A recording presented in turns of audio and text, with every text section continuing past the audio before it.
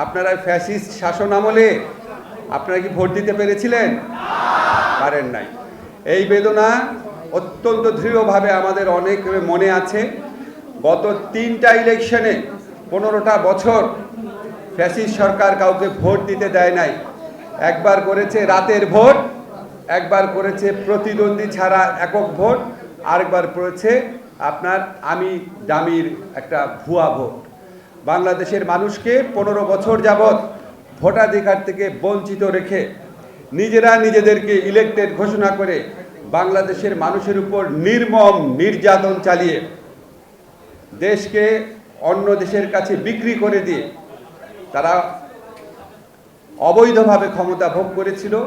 আজকে জুলাই গণঅভ্যুত্থানে আমাদের ছাত্র জনতার অসীম আত্মত্যাগী ভূমিকার কারণে আমরা একটা নতুন সময়ে উপস্থিত হয়েছি, যেখানে আমাদের ভোট দেওয়ার সুযোগ সৃষ্টি হয়েছে।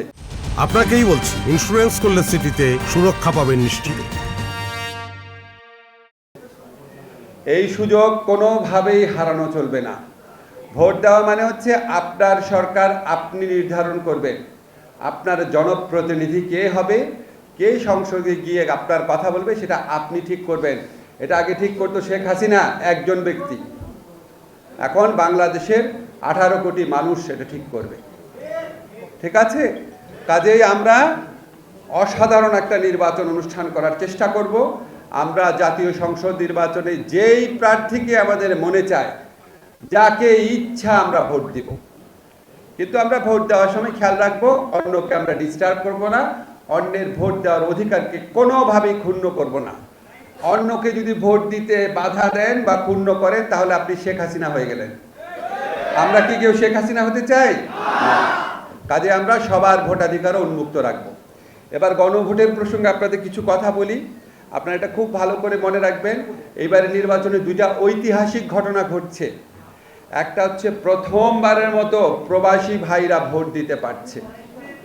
সেকেন্ড হচ্ছে প্রথমবারের মতো জাতীয় নির্বাচন এবং গণভোট একসাথে অনুষ্ঠিত হচ্ছে। গণভোটটা কি এবং কেন? দেখেন, আমরা যখন দায়িত্ব গ্রহণ করেছিলাম জুলাই গণঅভ্যুত্থানের পর, আমরা বলেছিলাম আমাদের 3টা প্রধান কাজ। একটা হচ্ছে সংস্কার, একটা হচ্ছে বিচার, গণহত্যাকারীদের বিচার, আর একটা হচ্ছে নির্বাচন।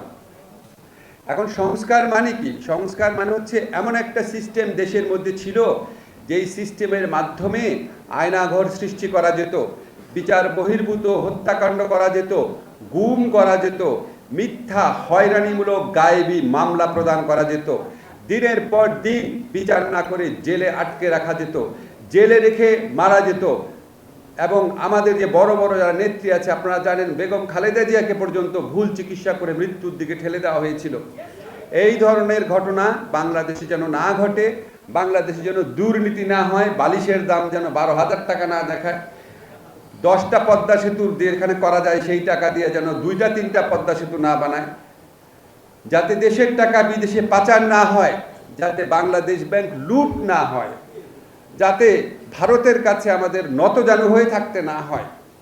এই সমস্ত জিনিস এনশিওর করার জন্য আমাদের দেশের আইন, নীতি এবং প্রতিষ্ঠানে অনেক কিছু পরিবর্তন প্রয়োজন ছিল।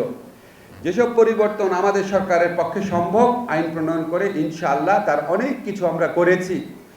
আপনারা জানেন বিচার বিভাগ স্বাধীনতার লক্ষ্যে অনেক পদক্ষেপ নেওয়া হয়েছে। স্বাধীন হিউম্যান রাইটস কমিশন তৈরি করা হচ্ছে।